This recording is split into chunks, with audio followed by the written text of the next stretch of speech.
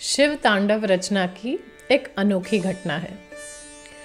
दशानन की भक्ति से प्रसन्न होकर भगवान शिव ने उसे अपने सबसे महान भक्त होने की उपाधि दी थी। लेकिन आगे चलकर हुआ कुछ यूं कि यही महान भक्त एक अहंकारी भक्त बन गया, जो ये चाहता था कि महादेव सिर्फ उसी के साथ रहें, उसी की लंका में आकर रहें। अपनी इसी स्वार्थ के चलते उसने अपने भाई कुबेर से पुष्पक विमान मांगा। कुबेर ने पूछा कि पुष्पक विमान क्यों चाहिए। सारी बात सुनने के बाद कुबेर ने दशानन को समझाया कि आप जो करने जा रहे हैं वह ठीक नहीं है, लेकिन दशानन नहीं माना। पुष्पक विमान को लेकर कैलाश की ओर निकल पड़ा। जैसे ही विमान कैलाश की सीमा पर पहुंचा तो वहां की दैविक ऊर्जा के संपर्क में आते ही विमान डगमगाने लगा। दशानन गिर पड़े।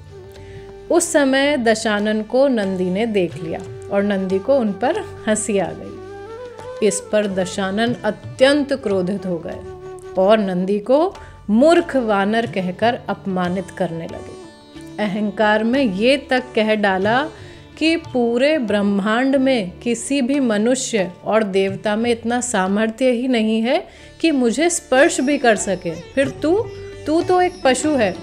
इस तरह उन्होंने नंदी को कई अपशब्द कहे। अब नंदी, जो कि भगवान के परम भक्त और सच्चे सेवक थे, अपना अपमान सुनकर उन्होंने दशानन को श्राप दे डाला।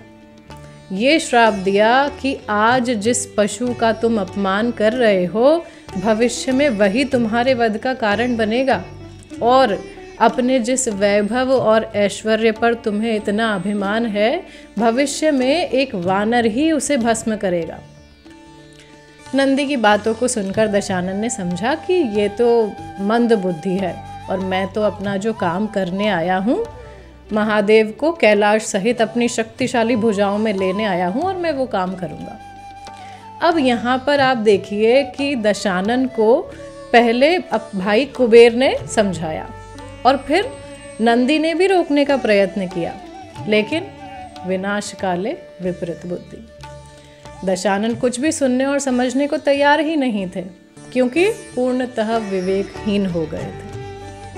अब यहाँ पर समझने वाली बात यह है कि भगवान हमें कई तरह के संकेत देकर सचेत करने का प्रयत्न करते हैं, लेकिन अगर विवेक नहीं है तो हम कभी उन संकेतों को समझ ही नहीं पाएंगे, जैसा कि ठीक रावण के साथ हुआ। अब ऐसे में रावण कैलाश को अपने हाथों से उठाने लगा।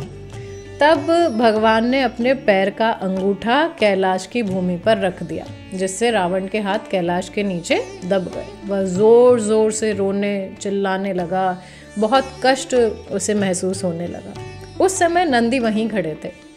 नंदी ने रावण को कहा कि आप भगवान से क्षमा प्रार्थना कीजिए, वे आपकी प्रार्थना से प्रसन्न होकर आपके कष्ट को ज़रूर दूर करेंगे। रावण ने नंदी की बात मान ली।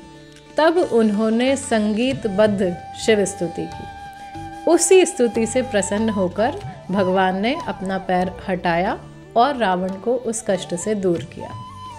साथ ही साथ भगवान ने दशानन को दर्शन देकर ये भी समझाया कि मुझे भक्ति तो प्रिय है, लेकिन भक्ति का अहंकार नहीं। यदि मेरे भक्त में सच्ची श्रद्धा और भक्ति है तो उसका हृदय ही मेरे लिए कैलाश है, मैं तो वहीं वास करता हूँ। साथ ही साथ रावण के द्वारा की गई संगीतबद्ध शिव स्तुति से प्रसन्न होकर भगवान ने उस शिव स्तुति को शिव तांडव स्तोत्र का नाम भी दिया, और रावण के हाथ कैलाश के नीचे दब जाने से जो कष्ट उसे हुआ, उससे जो उसका रुदन निकला, जो वो रोया चिल्लाया, उससे तीनों लोग प्रभावित हुए, और उसी रुदन के चलते भगवान ने उसे नया नाम रावण दिया। तो इस तरह शिव तांडव स्तोत्र की रचना हुई और दशानन को अपना नया नाम रावण मिला। ओम नमः शिवाय।